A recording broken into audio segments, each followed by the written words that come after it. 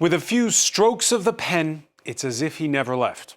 Or is it? Among the executive orders signed on day one by Donald Trump, the decree pardoning nearly all those convicted in the January 6th attempt to violently overturn his defeat last time round. Has Donald Trump succeeded in flipping the script? His diehard supporters relishing the 45th and 47th President of the United States hailing as hostages those that were jailed for storming the Capitol in 2021. Just as they cheered his promise of mass deportation of, quote, criminal aliens.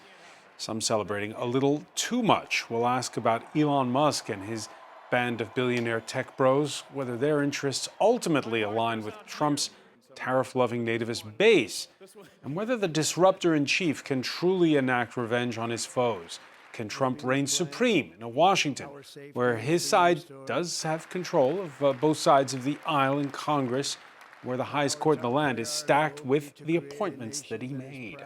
Today in the France 24 debate, we're wondering, is Trump back with a vengeance? With us from Washington, Republican strategist Dan Hazelwood, president of Targeted Creative Communications. Welcome back to the show. Good to be back. Thank you very much. Our former White House correspondent, Kedavan Gorjestani, is amongst us. Hey, Francois. How are you? I'm good. She's an American journalist in Paris. And back in Mary. How are things? They're good. Bonne année to you. Bonne année to Elizabeth Fauquer, senior lecturer in American Studies at Paris Nanterre University. Welcome to the show. Thank you. Good evening. Yeah, good New Year's resolution, by the way, is to listen, like, and subscribe to the France 24 debate. That's wherever podcasts are streamed. Now, was day one a one-off? That flurry of shock announcements will be hard to replicate, as Delano de Souza explains. So I'm revoking nearly 80 destructive, radical executive actions of the previous administration. They'll all be null and void within about, 5 minutes? Is that them over there? 5 minutes?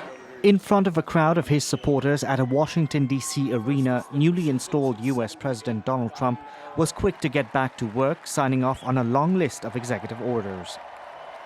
The next item here is the withdrawal from the Paris Climate Treaty. Trump later tossed pens he used to sign the orders into the crowd, while members of his incoming cabinet and his vice president applauded. Minutes later, the U.S. president was back in the Oval Office, where even more orders were waiting at his desk. With the stroke of a pen, full pardons were granted to nearly 1,500 of his supporters who stormed the U.S. Capitol back in 2021. So this is January 6th. These are the hostages. Approximately 1,500 for a pardon. Yes. Full pardon. Trump also pulled the United States out of the World Health Organization, accusing the UN agency of mishandling the COVID-19 pandemic. He also signed an order to slap tariffs of 25% on imports from neighboring Canada and Mexico, starting from next month. He lifted sanctions on West Bank settlers and reinstated Cuba's designation as a state sponsor of terror. Trump also declared a national emergency on the U.S.'s southern border, branded criminal cartels as terrorists, and is attempting to end birthright citizenship if at least one parent isn't American. Dan Hazelwood, tell us about your Monday in Washington. Well, like everybody else, it was very cold, and the president came in and decided to do what he'd been telling us he was going to do for 6 months. And he sat down and he started to do it exactly as he said, that he was going to go big on day one, and that's what he was doing with executive orders. His speeches and his remarks were exactly what we've seen for the last 9 years. In many respects, no one should be surprised. He knows what he wants to do, and the big difference between now versus the first time he was elected is he's set about to do it very fast. Watching the images from Paris, Dan, it seemed like it was, especially when they were in the Capitol Rotunda for the swearing in itself, it was an uneasy mix between, obviously, the outgoing Democrats. They didn't applaud much. The traditional Republicans and those that are from Donald Trump's hardcore MAGA base. What did it feel like to you in Washington? Well, I think you see the Democrats are coming to terms with the fact that they've gotten beaten badly in the election. They don't have control, so they're unhappy. We've had this sort of the theater you just described sadly has been the theater for a good 20 years plus, long predating Trump, where parties grimace and don't like each other during each other's speeches. We've seen these in State of the Unions and other formal events. The era of sort of soaring oratory of American inaugural speeches is gone. And Donald Trump is sort of the man of the current age, which he's talking in blunt, very precise terms. People don't like that.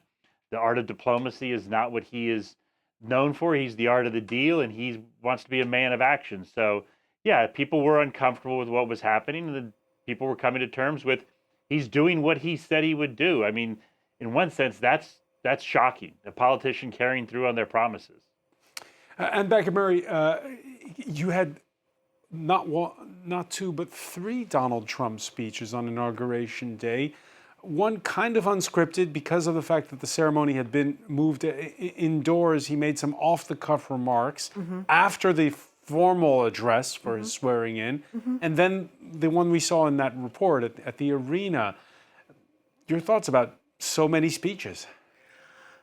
Well, I mean, there are a lot of moments when the president-elect and then the new president get to appear over an inauguration day. Usually it was at the various balls that they appeared. In this case, I mean, I wasn't involved in planning the inauguration, but on the other hand, Donald Trump probably knew, and his people probably knew, that he was not going to be able to totally be himself in the inaugural address.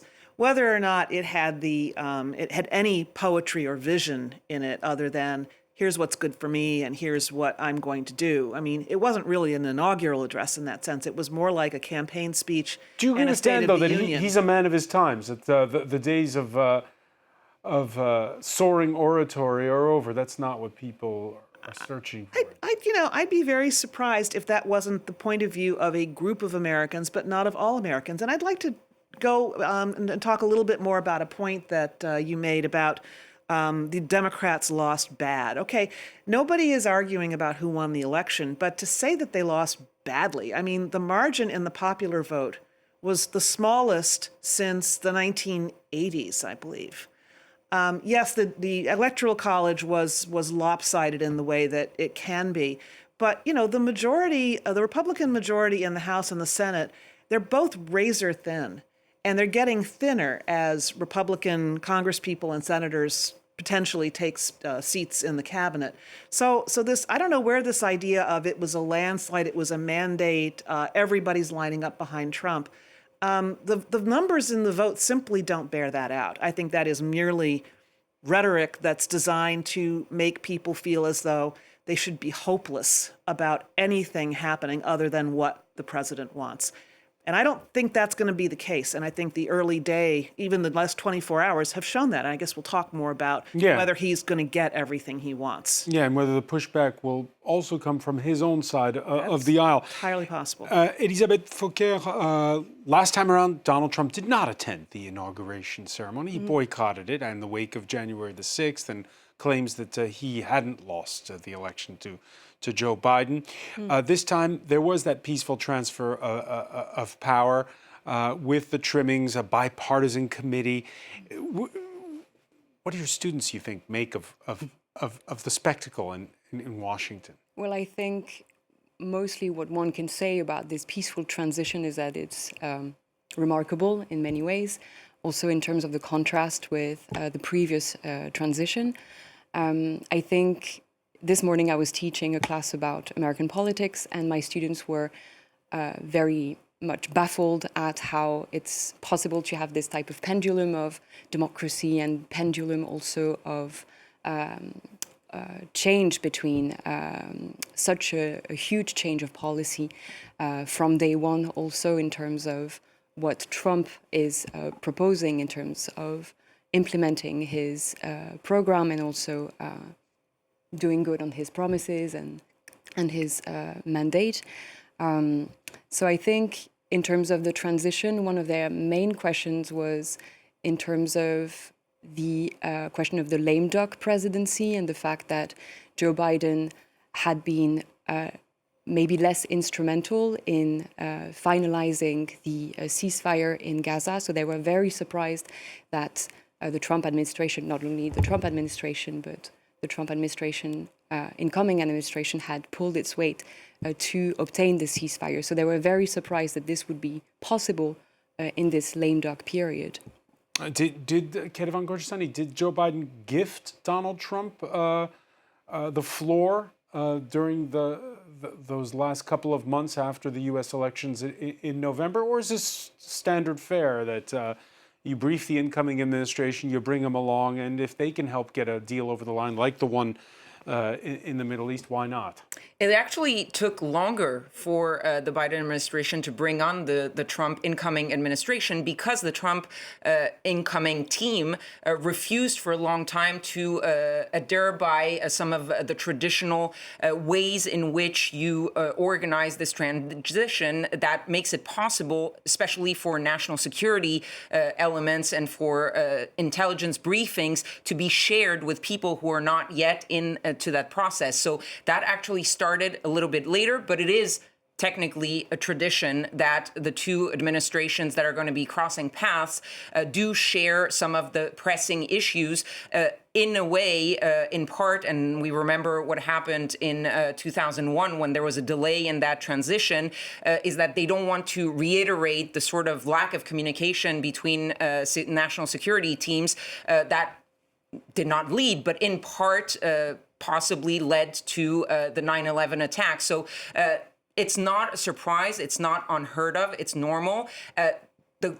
What's a little bit different here is because of the animosity between the two administrations, it is a little bit surprising when you look at it from the outside that two administrations that had spent the last 6 months accusing each other of the worst kind of things, one saying you're the threat to democracy, the other one saying that you've basically put America in the gutter, and then eventually managed to work together for that deal, for example, that you mentioned in the Middle East, which is, there's this debate who actually got the deal done. Donald Trump probably pushed it over the edge. It probably wouldn't have happened without Donald Trump, maybe, but it probably wouldn't have happened with the months of negotiations done by the Biden administration before that. It was that rare moment of where both sides were clapping when Trump alluded to it in his speech. Now, as we said, inaugurations traditionally bipartisan affairs to showcase that the world's most powerful nation can do peaceful transfers of power. Keeping a poker face, though, a bit of a stretch for former First Lady and Secretary of State Hillary Clinton when Donald Trump, in his speech, announced he was serious about renaming the Gulf of Mexico the Gulf of America. A short time from now, we are going to be changing the name of the Gulf of Mexico to the Gulf of America. All right, that drew some chuckles. South of the border, like, for instance, outside the U.S. Embassy in Mexico City on Monday, no one laughing at Trump's tariff threats and the U.S. president's hardline view on the border. All illegal entry will immediately be halted, and we will begin the process of returning millions and millions of criminal aliens back to the places from which they came. We will reinstate my Remain in Mexico policy.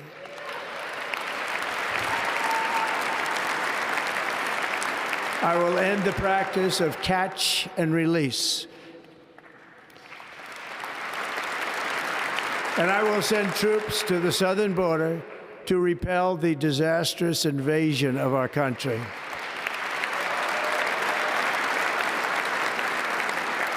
Under the orders I signed today, we will also be designating the cartels as foreign terrorist organizations. Ketevan Gorjestani, Trump there talking about millions and millions of criminal aliens in the United States. Well, that's a little bit of a stretch. The numbers, of course, are very hard to know exactly, but there's a sort of estimate that there are about 13 million, maybe undocumented immigrants. Not all of them are criminals, obviously. The fact is that when you listen to some of the people within the Trump administration, they're much clearer. They're not talking in sort of slogans like Donald Trump, and they have made it very clear that their initial goal is to go after the criminals. And even they are not saying that there are millions and millions of criminal illegal immigrants, but they're saying that these are the people who need to get out of the United States right away. And this is something that is by and large supported by an overwhelming majority of Americans. There was a recent poll that put that number at about 80%. So this is what they want to start with, because this is what is the most popular. It's going to get headlines, and they're going to show that they're doing exactly what they said they would have done. Then you have a second part, which is sort of the people who are undocumented that have been given sort of orders of deportation or expulsion or refusal of their asylum claims, things like that, who know that they have to leave but haven't been deported yet. These are probably the next step, the next group of people that the Trump administration would like to go after. And then you have millions of undocumented immigrants who have been in the United States, sometimes for a decade, for 2 decades, for 3 decades, some of them married to Americans, some of them with American children, most of them working in the United States, a lot of them paying taxes in the United States. And for those people, the support in the American population is definitely nowhere near what it is for the criminals. It's actually the opposite. It's that same number, but same number of people who do not support deporting people who've basically made a life in the United States, but are still undocumented. So it's going to be interesting to see how Donald Trump moves past that first stage, which is the obvious one. I don't know if it's the easiest one to implement, because you have to go and catch those criminals if they're not already detained. But that's at least what they want to go after in the first round, if you will. Dan Hazelwood, how far does Donald Trump want to go? Well, I think he wants to go pretty far down that path, particularly against the people. I think the 3 groups that were just identified, that's a fair characterization.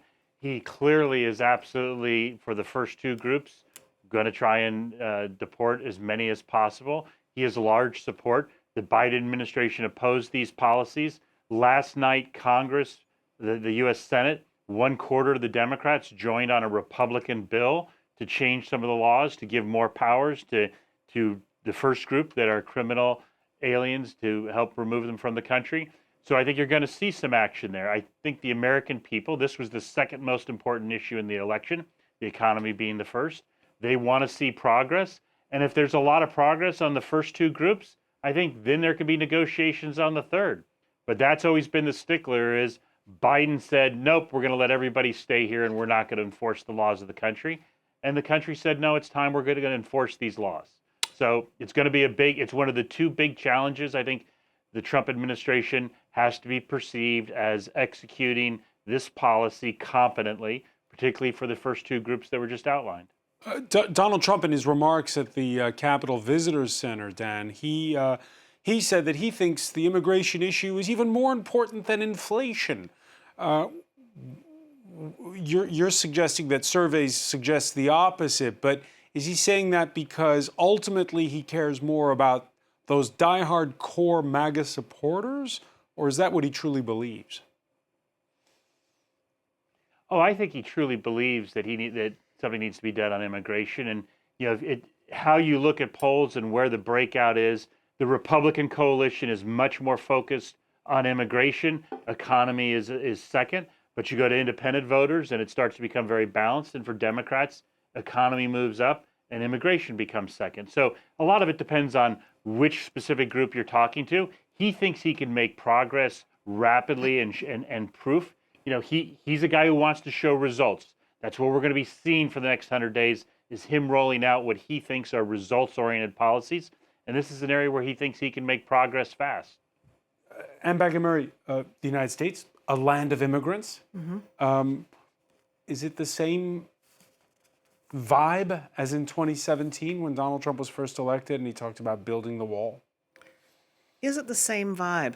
Well, I mean, it's hard to say. I don't live there, and I only go visit. And when I visit, I don't travel to places that are as concerned about immigration as you know, say the border states and the rock hard Republican red states. And unfortunately, that's the way you have to think about it. I'd like to ask Dan a question, though, because we have spent a lot of time hearing slogans and broad statements from both sides of the aisle, but mainly from the Republicans, and without very much backup. So I'd like to ask you for backup on your statement that the Biden administration said, we're just not going to enforce the laws of the land. We're simply not going to enforce the immigration laws on the books. And that's how we got into this position today. That is what you just said. And I'd like to hear you give backup to that. Right. Well, that is very clearly, if you go look at it, the catch and release policy, which Trump talks about, the Remain in Mexico policy, which was in place in the first Trump term, which the Biden administration publicly recanted. It said that this was unfair. So these are publicly documented. What you see Trump bringing in right now on the immigration, up until the birthright citizenship, all the other immigration proposals, executive orders that he's talking about are in fact ones that are commonly in U.S. law. Those aren't going to be litigated. The birthright citizenship is going to be a legal battle, absolutely. That is far from clear to be, from the court perspective, the Trump interpretation. From the constitutional perspective, too. Last night, Sorry, but the constitutional, it's in the Constitution. Let's be clear about that. No. You're right. It actually predates the constitutional amendment as a policy. It was codified into the Constitution to particularly prevent the Democratic Party in the southern states, which was the pro-slavery party after the Civil War. They've obviously evolved since then. But to prevent them from using the citizenship excuse as a way to deny rights and disenfranchise Black Americans who had just been liberated at the end of the American Civil War. Absolutely, your description is correct. Now, there have always been exceptions. For instance, diplomats coming to the United States have an agreement that their children don't get this. There have been things, and this is what the Trump people are going to fight over. The courts, I think, we're going to see a Supreme Court decision on this. And as you said, the Constitution looks pretty clear, but all the other policies are very clearly and already been litigated. Elisabeth Fouquet, has the United States changed, or is the West changed when it comes to this issue? After all, this mirrors some of the conversations we have in this country. Yeah, I was reflecting on this specifically with the mentions during the Trump speeches or in during Trump's campaign, the word post-constitutional was mentioned repeatedly during the campaign, and I think this is cause for concern. The idea that maybe the United States and other political regimes would enter some sort of illiberal, phase. And regarding this particular point, I think there is cause for concern. You think that these countries prefer a strong leader to a strong democracy? I think that's a good question. I think maybe, in a way, they want both. They want a strong democracy that elects a strong leader. But I think specifically with the question of Trump's leadership, especially what we've seen with executive orders, for instance, it shows a way to govern that is very not heterodox, because using executive orders has become routine for presidents in the past, let's say 20 years or so, especially when they are in difficulty and they try to find other channels than the traditional channel of legislative and executive negotiations. But what Trump did with the executive orders, I think, is interesting. Beyond the administrative presidency, he was doing this kind of what I would call spoils system, in a way that he is essentially using executive orders as spoils for his supporters, in the same way as you would give spoils after an electoral victory. You give a government position, for instance, Elon Musk, etc., with the Department of Government Efficiency. And the same thing was done with executive orders to cater to each faction of the Trump coalition. the fiscal conservatives, the social conservatives, the religious conservatives, the libertarians, the MAGA movement. Everybody got a bit of. So if they're spoils, you can only do them on day one, and the box of candies is finished? I don't think so, because Trump used them on day one, that is on day one of his honeymoon period. It's not a moment of vulnerability for him, political vulnerability. So he is doing this as a way to showcase strength and the presidency in action. But beyond that, I think he's going to use the administrative presidency throughout his presidency, and on top of probably trying to negotiate more traditionally with other forces, the US Congress, states, federalism, etc. Kedevandro Gorgistani, let me ask you, picking up on this, because perhaps the most startling of the executive orders in the last 24 hours, not renaming it the Gulf of America, but rather the either full pardons or commuting of sentences for the 1,500 who took part in the Capitol insurrection, what some call an attempted coup, on the day when they were certifying Donald Trump's defeat back in 2021 on January the 6th. Is that going to come back to haunt Trump, or is that all now in the past and it's all for the history books? Look, I think this was one clear example of catering and acting on a promise you made repeatedly throughout the campaign. He said it from day one of the campaign that he would pardon the January 6 hostages, as he calls them, and he did so. And there was, leading up to those pardons, reporting that the pardons or the sentence commuting, all of that, that it would not include the people who had committed assaults on law enforcement, on police or Capitol Police that were present. And there were a few of the defendants who were convicted of assaulting the police. Because, of course, the Republicans, Donald Trump, law enforcement, is a big thing, and protecting police officers is a big thing. And this is something that has not gone down well overall, yes, in the Republican Party, but there are certain representatives and senators from the Republican Party who have expressed really anger at his decision to do that. They said all the other ones, yes, for trespassing, they should be pardoned. It was not that big of a deal. They don't care about the attack on the United States Capitol. But for example, Senator Tillis, he said people who were crushing that police officers, none of them should have gotten a pardon. He is a Republican, and he has been supporting Donald Trump. But you clearly see an unease in some of the Republicans who have long advocated for police officers and their protections, and who are now seeing people who were seen, some of them using the American flag to beat up police officers that are now being pardoned. But this is something that works very well with a core chunk of Donald Trump supporters, and it was met with a lot of celebration because he has talked about it. And again, this is a way for him to show, I said I was going to do this, I did it. And I've been getting emails since yesterday that are entitled "Promises Made, Promises Kept." And every time it's, look, I said this, I did this. I said, and this is a clear example of that. And I think to go back to the question about is the economy more important than immigration, I think what you're seeing here is that these are concretely the easier things to get done and to show results, as our guest was saying earlier, because he wants to have something to show for. Fixing inflation is going to take a little bit more time and is not going to be seen concretely quickly, or maybe never. At least with this, he can say maybe at the end of his 100 days, look at what I've accomplished in 100 days.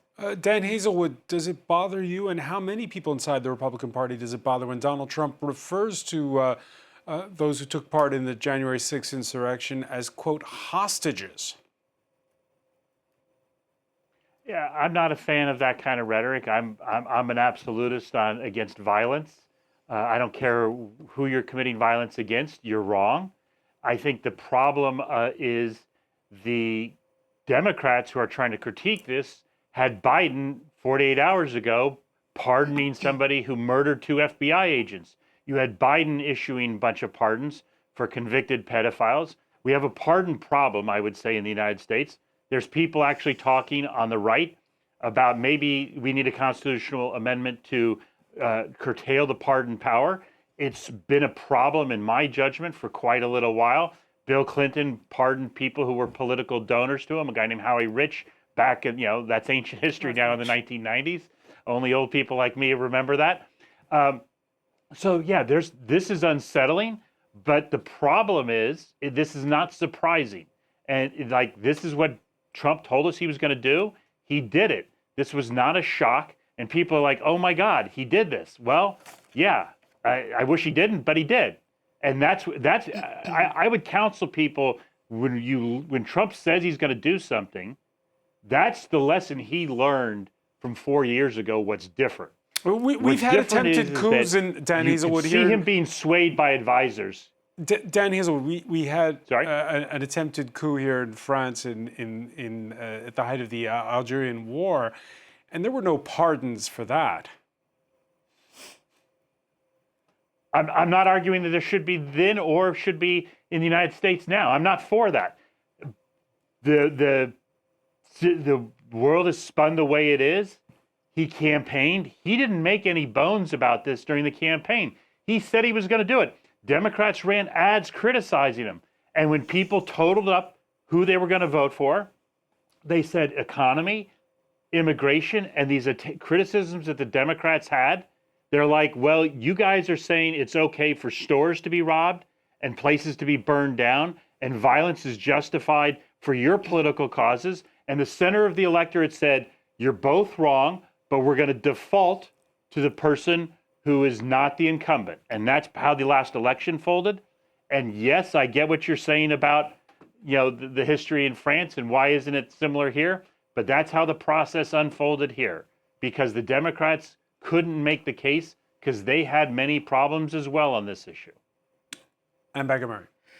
Well, first of all, Dan, it was Mark Rich. I'm old enough to remember those Clinton pardons too. So am I. Thank you. Sorry, you're correct. And second of all, what you're saying, I have to assume, I'm going to assume, is coming from a place of being willing to explain your point of view clearly and cogently, rather than to engage in what I think all of us agree is a scourge in political discourse now, which is both sidesism. Okay, we did some bad things, but they did bad things too. Okay, we had pardons for the Capitol police. We don't like violence, but look at what Biden did. I don't think that is really discourse. And to be fair to you, you did say I don't think violence is acceptable anywhere at any time, and we have a pardon problem. I would agree with you there. What we have now is a president who is very transactional. It's going to be what he wants and what's good for him. And also a president who, and this is what I wonder about some of the things that he has said he wants to do, he can't do them all by himself. He's going to need the cooperation of a lot of different people and a lot of different groups. And he can't sit down with them all one-on-one and negotiate. His preferred form of getting what he wants. I mean, there's been a lot of talk here in Europe about how he's going to deal with the European Union, which is a collection of states, as you well know, that has an administrative structure, the European Commission, which is quite powerful here. We're devoting a whole show to it on Wednesday. Okay, so I will cut myself off by saying that what I've been hearing in some of the reporting here in Europe is that the advent of Trump and his second presidency is actually causing European nations to decide they need to come together more.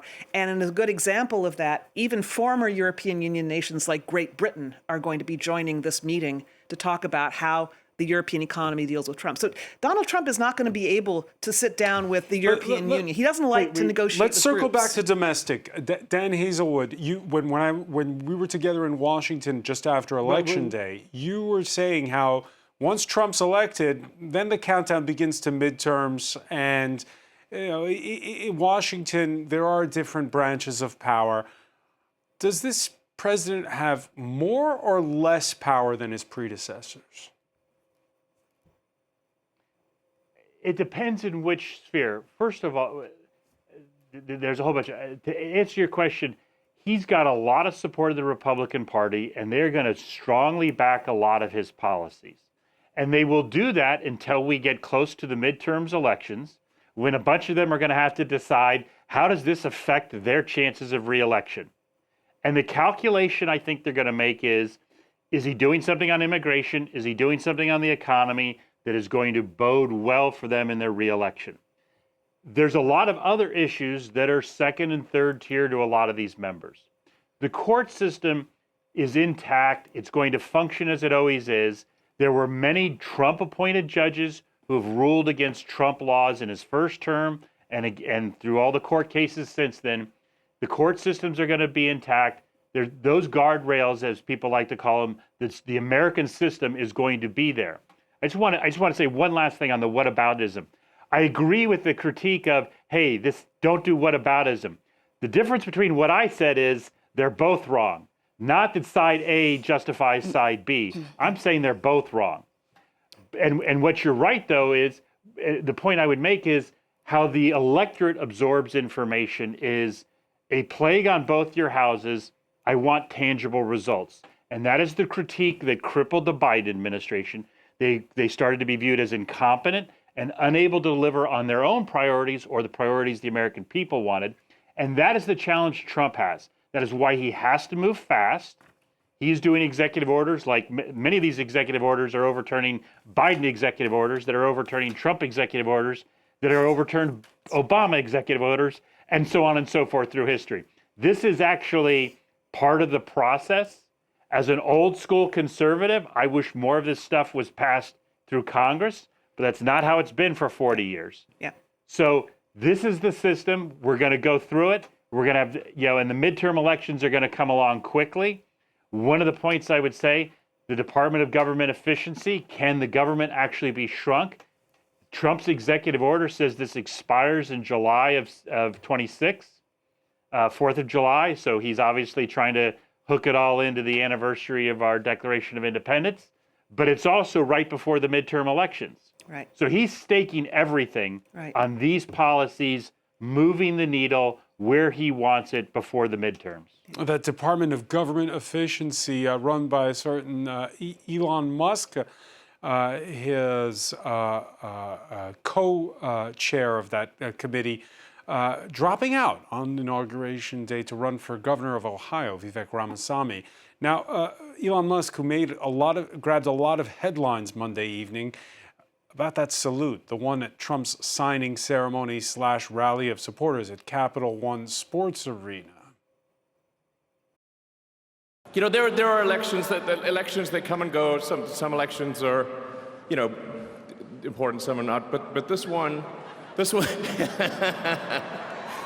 one really mattered. And I just want to say thank you for making it happen. Thank you.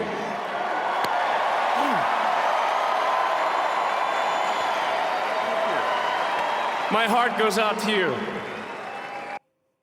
Kedvan Korchestani,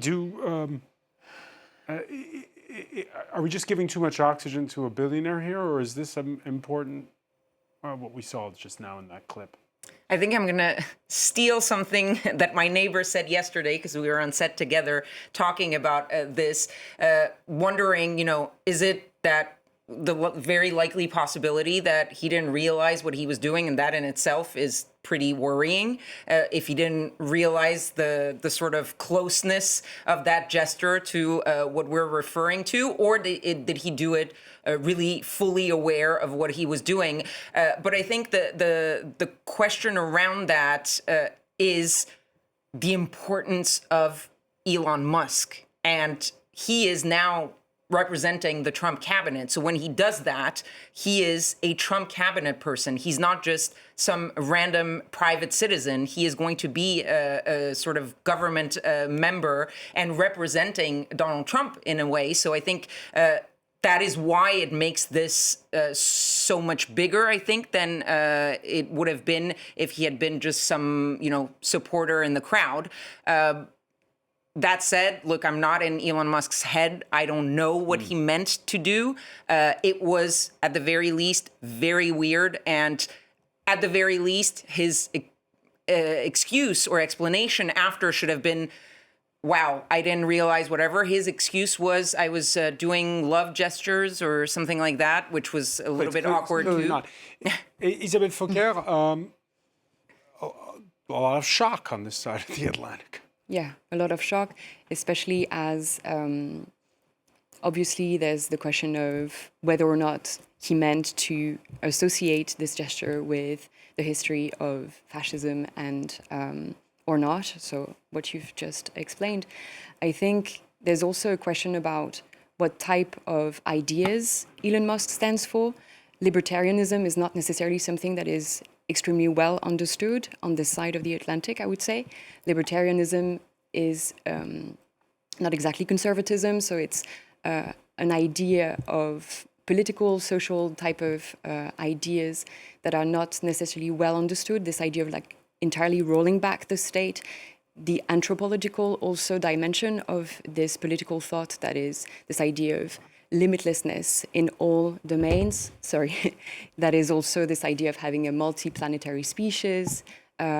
So all of these elements are not easy to, I think, to understand as a whole, as a consistent and coherent set of ideas.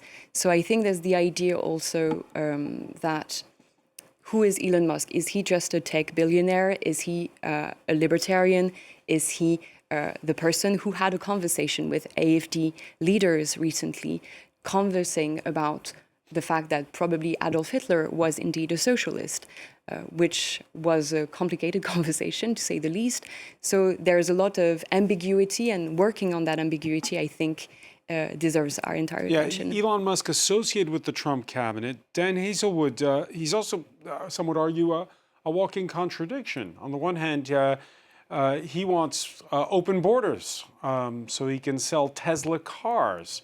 On the other, he is expounding those nativist theories that you just heard Elisabeth describe. So I guess the question beyond Elon Musk is that going to tear apart the Republican Party? Because there is a contradiction there. So first of all, you could spend a whole week trying to figure out Elon Musk, and I'm not sure you would at the end. And he is a bundle of contradictions. He's pro green energy, he's pro electric cars, he's anti-tariffs, the libertarian streak. All those things are true. If you saw the previous 3 minutes of that stage performance, he's jumping around. He is clearly exuberant and not completely practiced on that stage.